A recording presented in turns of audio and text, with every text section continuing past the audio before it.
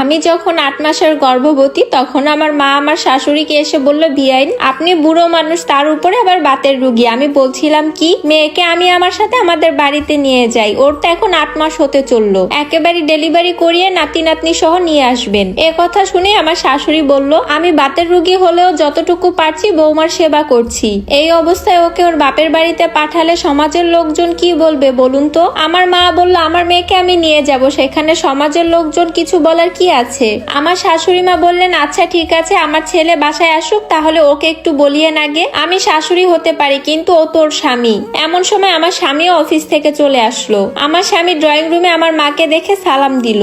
আমার মায়ের সাথে কথা বলে আমার স্বামী রুমে আসলো ফ্রেশ হতে। আমি তখন পেটে হাত দিয়ে ব্যথায় কাতরাচ্ছি। আমি আমার স্বামীকে দেখে বললাম, বাচ্চাটা তোমার মতন দুষ্ট হবে। আমার স্বামী বলল, কেন? আমি বললাম, কতক্ষণ পর পর পেটে লাথি মারে। আমার স্বামী তখন হাসতে হাসতে বলল, সম্ভবত আমাদের সংসারে মেসি আসতে চলছে। আমার স্বামী বলল, তোমার মা কখন এসেছেন? আমি বললাম, দুপুরের পরে। এমন সময় আমার মা আমাদের রুমে আসলেন। এরপর আমার মা আস্তে আস্তে সব কথাই আমার স্বামীকে খুলে বলল। এই অবস্থায় যে আমার সেবা যত্নের প্রয়োজন এটা আমার স্বামীকে বোঝাতে লাগলেন। আমার স্বামী সব কথা শোনার পর বলল, আমার মা কি বলেছেন? আমার মা বলল, উনি তো তোমার উপরে ছেড়ে দিয়েছেন। আমার স্বামী একথা শুনে বলল, ঠিক আছে, আপনি যা ভালো মনে করেন তাই করুন, তবে আজকের রাতটা এখানে থাকেন, কাল সকাল ওকে নিয়ে আপনি চলে যায়েন। আমার মা বললেন, বাচ্চা কাচ্চা হয়ে গেলে তারপর তুমি ওকে গিয়ে নিয়ে এসো। এরপর পরের দিন সকালবেলা আমি আমার মায়ের সাথে আমার মায়ের বাসা চলে আসলাম। কিন্তু ভাগ্যের কি পরিহাস, আমি আমার মায়ের কাছে আসার 2 দিন পরই আমার মা স্ট্রোক করলো। আমার মায়ের বাঁ দিক অবশ হয়ে গেল। আমার মা আমাকে নিয়ে এসেছিল আমার দেখাশোনা করার জন্য, কিন্তু এখন উল্টো আমি আমার মাকে দেখাশোনা করছি। আমার মা শোয়া অবস্থায় কাঁদতে কাঁদতে আমাকে বলল, মা রে, তোকে এনেছিলাম তোর সেবা যত্ন করার জন্য, এখন তো উল্টো তোর আমাকেই সেবা করতে হচ্ছে। আমি এ কথা শুনে বললাম, মা তুমি বেশি কথা বলো না, ডাক্তার বলেছে তুমি এখন যত চুপ থাকবে ততই তোমার জন্য মঙ্গল। এমন সময় দরজার কলিং বেল বেজে উঠলো। আমি গিয়ে দরজা খুলতেই দেখতে পেলাম আমার স্বামী এসেছে। আমি বললাম, তুমি এসেছো? আমি ওকে বললাম, কাল থেকে বারবার মা তোমার কথাই বলছিল। মা কোথায়? আমি বললাম, রুমে শুয়ে আছে। মা তো নড়তে চড়তে পারে না। এরপর আমার স্বামী বলল, বাবা এখনো অফিস থেকে আসেনি? আমি বললাম, আজ 2 দিন যাবত বাবাও অফিসে যাচ্ছে না, তুমি আসবে বলে বাজারে গিয়েছে কিছু ভালো মন্দ সদাই করতে। এরপর আমাকে নিয়ে আমার স্বামী আমার মায়ের রুমে আসলো। আমার মা আমার স্বামীকে দেখে আরো বেশি কান্নায় ভেঙে পড়লেন। আমার মা বললেন, বাবা তুমি এসেছো, আল্লাহ আমাকে একটি মাত্র মেয়ে দিয়েছেন। রাইমা আমার নিজের মেয়ে হলেও তুমি আমার নিজের ছেলের মতোই। আমার যদি কিছু হয়ে যায় তাহলে তোমার শ্বশুরকে তোমাদের ওখানে তোমরা নিয়ে যেও। আমার স্বামী বলল, মা এমন অলক্ষণীয় কথা আপনি বলবেন না, আপনার কিছুই হবে না, একবার স্ট্রোক করলে তেমন কোনো সমস্যা হয় না,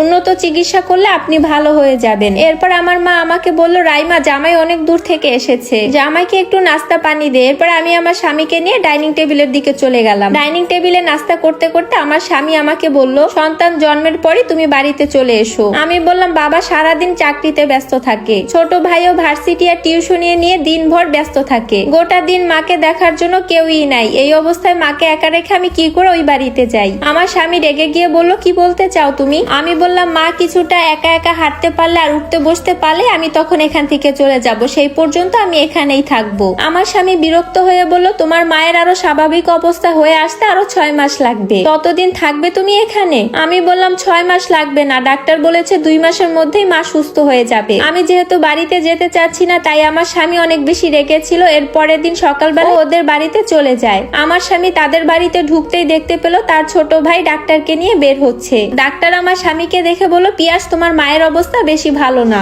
ওনার সেবা যত্ন করার জন্য একজন মহিলা দরকার। তাই আমার স্বামী সিদ্ধান্ত নিল কয়েকদিন পরে গিয়ে আমাকে নিয়ে আসবে। আমার স্বামী যেদিন আমাকে নিয়ে যেতে আসলো সেদিন আমার মা বাচ্চাদের মতন কাঁদলো। আমার মা বারবার আমার হাত ধরে বলছিল, তুই চলে গেলে আমি মরে যাব, একদম মরে যাব। আমি কেঁদে দিয়ে বললাম, মা গো, মেয়েদের জীবন এত কঠিন কেন? নিজের অসুস্থ মাকে ফেলে কেন চলে যেতে হয়? আমি চলে যাই এটা আমার মা বাবা কেউই চাচ্ছিল না। আমি যেমন আমার মায়ের কথা ভাবছিলাম আমার স্বামীও তার মায়ের কথা ভাবছিল। অবশেষে আমি আমার মায়ের কাছ থেকে বিদায় নিয়ে আমার স্বামীকে নিয়ে আমার স্বামীর বাড়িতে চলে আসলাম। আমি আমার শ্বশুর বাড়িতে আসার পর আমার শাশুড়ি কিছুটা সুস্থ হলেন, তিনি আগের থেকে অনেকটাই সুস্থ।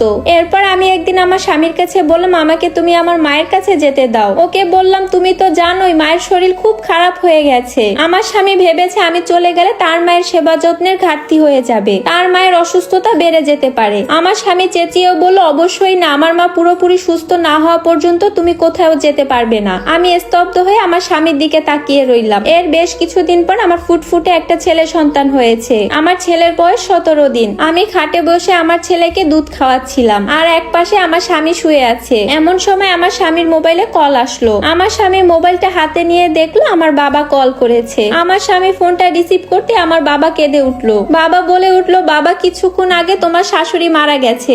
এ কথাটা বলে আমার বাবা হাউমাউ করে কাঁদতে লাগলেন। মোবাইলটা লাউড স্পিকারে ছিল বলে আমি সেই কথাটাও শুনে ফেলেছি। আমি আমার স্বামীর দিকে তাকিয়ে কান্না করে দিলাম। মনে হচ্ছে আমার স্বামীর জন্য আমার মা মারা গেছে। আমি আমার মায়ের মৃত্যুর জন্য সারা জীবন আমার স্বামীকেই আমি দায়ী করব।